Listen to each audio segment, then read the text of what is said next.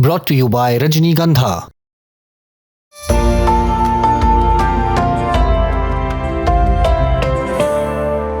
क्या भारत भी अपने जहाजों को हॉर्मुज से निकालने के लिए ईरान को टोल दे रहा है? भारत में ईरान के राजदूत मोहम्मद फतह अली ने इसे लेकर क्या बताया है, सब जानेंगे इस वीडियो में। तो बात ऐसी है कि अमेरिकी राष्ट्रपति डोनाल्ड ट्रंप ने यूएस नेवी को स्ट्रेट ऑफ हॉर्मुज की नाकेबंदी शुरू करने को कहा है और अपने राष्ट्रपति की बात मानते हुए यूएस नेवी ने नाकेबंदी शुरू भी कर दी है। अमेरिका का कहना है कि वो ईरानी पोर्ट से आने जाने वाले जहाजों को पकड़ेगा, लेकिन इससे पहले ईरान ने हॉर्मुज से जहाजों को गुजरने की इजाजत देने के लिए टोल देने का रिवाज शुरू कर दिया है। लेकिन यहाँ पर जो सवाल सबसे बड़ा उठता है वो ये है कि क्या भारत भी अपने जहाज़ों को हॉर्मुज से निकालने के लिए ईरान को टोल दे रहा है? भारत में मौजूद ईरान के राजदूत मोहम्मद फतह अली ने इसका जवाब दिया है। सोमवार यानी कि 13 अप्रैल को ईरानी राजदूत मोहम्मद फतह अली ने नई दिल्ली में मौजूद ईरानी एम्बेसी में एक प्रेस कॉन्फ्रेंस की थी। पत्रकारों ने उनसे कई सवाल पूछे। जब फतह अली से भारत के टोल देने पर सवाल किया गया तो उन्होंने जवाब दिया, भारतीय जहाज़ों के लिए आप जानते हैं कि भारत सरकार के साथ हमारे अच्छे संबंध है।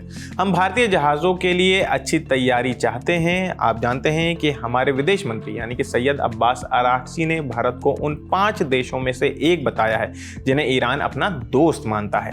मोहम्मद फतह अली ने यह भी कहा कि अमेरिकी नाकेबंदी के बावजूद ईरान भारतीय जहाज़ों को हॉर्मुज से गुजरने देगा। उन्होंने इस बात का भी जिक्र किया है कि पूरे घटनाक्रम के बीच भारत के प्रधानमंत्री नरेंद्र मोदी और ईरानी राष्ट्रपति मसूद पेजेश्कियान के बीच 2 बार टेलीफोन पर बात हुई। 4 से 5 बार से ज्यादा दोनों देशों के विदेश मंत्रियों के बीच बातचीत हुई है। ईरानी राजदूत ने भारत के टोल देने के सवाल पर भी ज्यादा साफगोई दिखाई।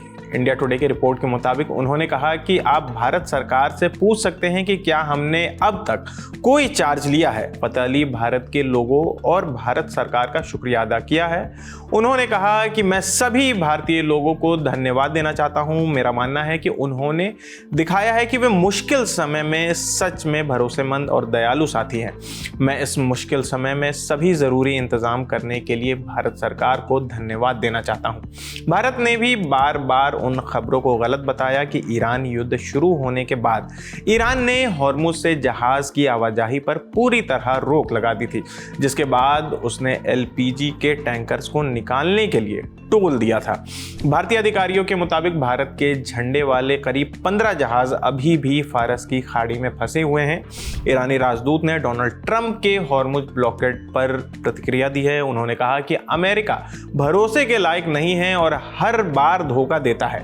फतह अली ने बताया कि बीते साल नेगोशिएशन के बीच अमेरिका और इजराइल ने ईरान पर हमला कर दिया। 12 दिन तक यह जंग चली। इस साल भी जब बातचीत चल रही थी और अमेरिका और इजराइल ने ईरान पर बमबारी चालू कर दी, जिसमें supreme leader Ayatollah Ali Khamenei की मौत हो गई। यूएस नेवी के ब्लॉकेड पर फतह अली ने कहा कि अगर अमेरिका चाहे तो हम फिर जंग के लिए तैयार हैं। उन्होंने जोर दिया कि अमेरिका को मानना होगा कि हॉर्मुज स्ट्रेट पर ईरान का ही वर्चस्व है। अमेरिका और ईरान में 14 दिन का सीज फायर चल रहा है। इस्लामाबाद टॉक्स फेल हो चुकी है, जिसमें अमेरिका और ईरान के बीच कोई समझौता नहीं हो सका।